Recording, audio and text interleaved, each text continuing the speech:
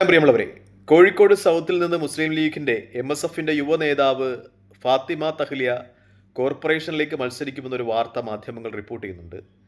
അതുമായിട്ട് അനുബന്ധമായി വരുന്ന ഒരു വിശകലനം എന്തെന്ന് വെച്ചാൽ, ലീഗുമായി ബന്ധപ്പെട്ട് പ്രവർത്തിക്കുന്ന ആളുകൾ പറയുന്നത് എന്തെന്ന് വെച്ചാൽ, ഇത് കോഴിക്കോട് രണ്ടിലേക്ക് നടക്കുന്ന നിയമസഭാ തെരഞ്ഞെടുപ്പിലേക്കുള്ള ഒരു ട്രയലാണ്. അതായത് കോഴിക്കോട് രണ്ടിൽ ഫാത്തിമ തഹ്ലിയ ലീഗിന്റെ സ്ഥാനാർത്ഥിയാകും.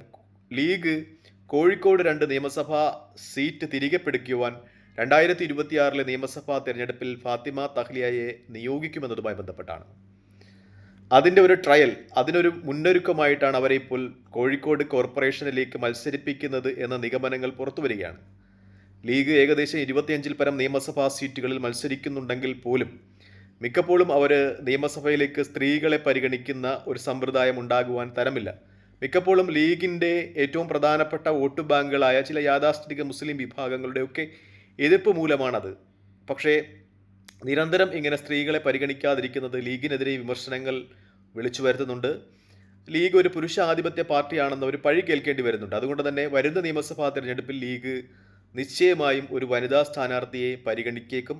അങ്ങനെ പരിഗണിക്കപ്പെടുമ്പോൾ ഏറ്റവും ആദ്യം പറഞ്ഞു കേൾക്കുന്ന പേര് ഫാത്തിമ തഹ്ലിയുടെ തന്നെയാണ്. പ്രസംഗങ്ങൾ കൊണ്ടും എഴുത്തുകൊണ്ടും ലീഗിന് വലിയ പ്രചോദനമാണ് അവർ നൽകുന്നത്. ലീഗിൻ്റെ അണികളെയൊക്കെ വല്ലാതെ പ്രചോദിപ്പിക്കുന്ന, ആവേശഭരിതമാക്കുന്ന പ്രസംഗങ്ങളും എഴുത്തുകളുമായി സാമൂഹ്യ മാധ്യമങ്ങളിൽ നിറഞ്ഞു നിൽക്കുന്ന ഒരു വനിതാ പ്രവർത്തകയാണ് അവർ. അവരെ തന്നെയായിരിക്കും ഫസ്റ്റ് പരിഗണിക്കുക എന്ന ഒരു നിഗമനം തന്നെയാണ് രാഷ്ട്രീയ നിരൂപകരൊക്കെ വെച്ചു പുലർത്തുന്നത്. പ്രധാനമായും ലീഗിന് അവരെ മലപ്പുറം പോലെ അല്ലെങ്കിൽ കാസർഗോഡോ മഞ്ചേശ്വരത്തോ ഒന്നും പരീക്ഷിക്കുവാൻ തരമില്ല. കാരണം കുറച്ചുകൂടി ഓർത്തഡോക്സ് വിശ്വാസികളുള്ള ആ സ്ഥലങ്ങളിൽ അവരെ സ്ഥാനാർത്ഥിയാക്കി നിർത്തുവാൻ തരമില്ല. മറിച്ച് അവരെ കൂടുതൽ നഗര കേന്ദ്രീകൃതമായ കോഴിക്കോട് 2 പോലെയുള്ള നിയമസഭാ മണ്ഡലങ്ങളിൽ പരീക്ഷിക്കും എന്ന ഒരു നിഗമനം തന്നെയാണ് രാഷ്ട്രീയ നിരീക്ഷകരൊക്കെ നടത്തുന്നത്. അതുകൊണ്ടാണ് അവരെ ഇപ്പോൾ കോർപ്പറേഷനിലേക്ക് മത്സരിപ്പിക്കുന്നത്. കോർപ്പറേഷൻ ഇലക്ഷൻ കഴിഞ്ഞാൽ അവരെ നിയമസഭയിലേക്ക് മത്സരിപ്പിക്കും. നിയമസഭയിൽ കോഴിക്കോട് 2-ൽ നിന്നും സ്ഥാനാർത്ഥിയാകും. അവരുടെ നിയോഗം ഇപ്പോൾ അവിടെ MLA ആയിരിക്കുന്ന അഹമ്മദ് തേവർകോവിൽ, INLന്റെ അഹമ്മദ് തേവർകോവിൽ നിന്നും കോഴിക്കോട് 2 മണ്ഡലം തിരികെ പിടിക്കുക എന്നതാണ് എന്ന ഒരു ദൗത്യം അവരെ ഏൽപ്പിച്ചിരിക്കുന്നു എന്ന രീതിയിലുള്ള രാഷ്ട്രീയ നിഗമനങ്ങൾ തന്നെയാണ് മാധ്യമങ്ങളൊക്കെ വെച്ചു പുലർത്തുന്നത്. നമ്മൾ അവിടുത്തെ ഒരു രാഷ്ട്രീയ ചരിത്രം പരിശോധിച്ചാൽ, കോഴിക്കോടിൻ്റെ ഒരു രാഷ്ട്രീയ ചരിത്രം പരിശോധിച്ചാൽ, കോഴിക്കോട് UDFനോടൊപ്പം മുസ്ലിം ലീഗിനോടൊപ്പം നിൽക്കുന്ന ഒരു മണ്ഡലം ആണ് എന്ന് വ്യക്തമാണ്.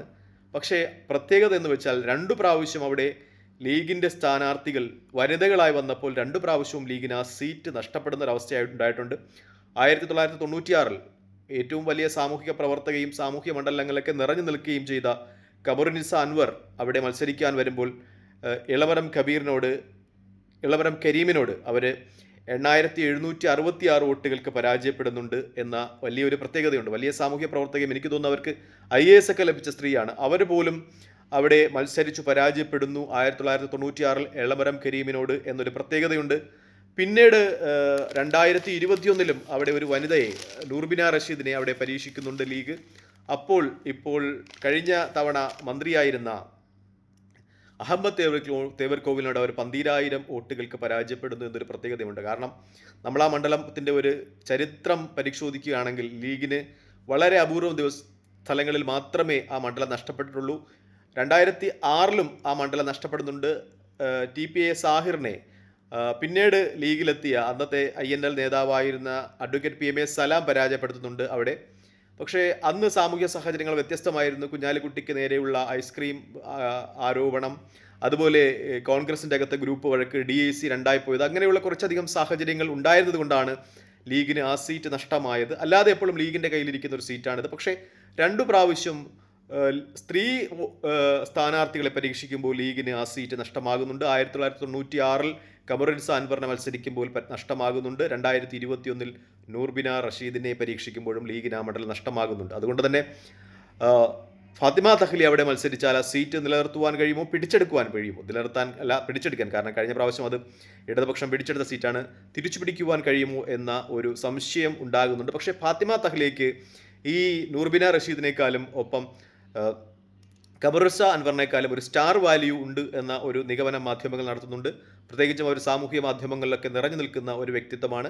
MSFലൂടെ കടന്നു വന്ന് വളരെ വ്യക്തമായ സാമൂഹിക മാധ്യമങ്ങൾ ഇടപെടുന്ന അവർക്ക് യുവജനങ്ങളുടെ ഇടയിൽ വലിയ സ്വാധീനം ചെലുത്തുവാൻ കഴിയും എന്ന ഒരു നിഗമനം നടത്തപ്പെടുന്നുണ്ട്. ഫാത്തിമ തഹ്ലിയ ആ മണ്ഡലത്തിൽ മത്സരിച്ചാൽ ലീഗ് ആ സീറ്റ് തിരികെ പിടിക്കും എന്ന വലിയ നിഗമനം തന്നെയാണ് മാധ്യമങ്ങൾ നടത്തുന്നത്. മറ്റൊന്ന്, തിരുവനന്തപുരം ജില്ലയിലെ വാമനപുരത്തും സമാനപരമായ ഒരു പരീക്ഷണം കോൺഗ്രസ് നടത്തുന്നു എന്ന ചില നിഗമനങ്ങൾ പുറത്തു വരികയാണ്.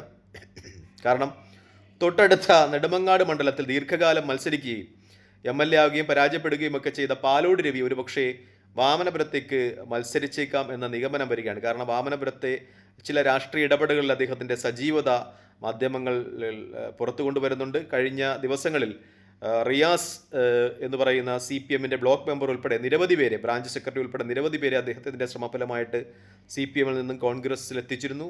അദ്ദേഹം ഇപ്പോൾ ആവശ്യപ്പെടുന്നത് നെടുമങ്ങാട് സീറ്റല്ല, പകരം കോൺഗ്രസ് കഴിഞ്ഞ 11 തവണയും പരാജയപ്പെടുന്ന CPMന് 100% സ്ട്രൈക്ക് റേറ്റുള്ള തൊട്ടടുത്തുള്ള വാമനപുരം മണ്ഡലം ആണ് എന്ന ഒരു നിഗമനങ്ങൾ പുറത്തു വരികയാണ്. അതായത് പാലോട് രവിയുടെ ജന്മസ്ഥലമായ പെരിങ്ങമല പഞ്ചായത്ത് ഉൾപ്പെടുന്ന വാമനപുരത്ത് പാലോട് രവി മത്സരിക്കാനുള്ള സാധ്യതകൾ മാധ്യമങ്ങൾ ചർച്ച ചെയ്യുന്നു. ഇവിടുത്തെ പ്രത്യേകത എന്തെന്ന് വെച്ചാൽ, ഈ വാമനപുരം അതുപോലെ നെടുമങ്ങാട് രണ്ടും സമീപസ്ഥങ്ങളായ നിയമസഭാ മണ്ഡലങ്ങളാണ്.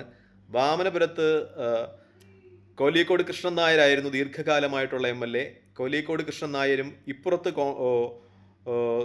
കോൺഗ്രസിന് വേണ്ടി മത്സരിക്കുന്ന പാലോട് രവിയും തമ്മിൽ ബന്ധുക്കളാണ്. അതായത് അപ്പുറത്ത് വാമനപുരത്ത് മത്സരിക്കുന്ന CPMൻ്റെ സ്ഥാനാർത്ഥി കോലിയക്കോട് കൃഷ്ണൻ നായരും ഇപ്പുറത്ത് വാമനപുരത്ത് മത്സരിക്കുന്ന കോൺഗ്രസിൻ്റെ സ്ഥാനാർത്ഥി പാലോട് രവിയും ബന്ധുക്കളാണ്. കുടുംബപരമായി വളരെ വേരുള്ള ഒരു കുടുംബമാണ് ഇവർ.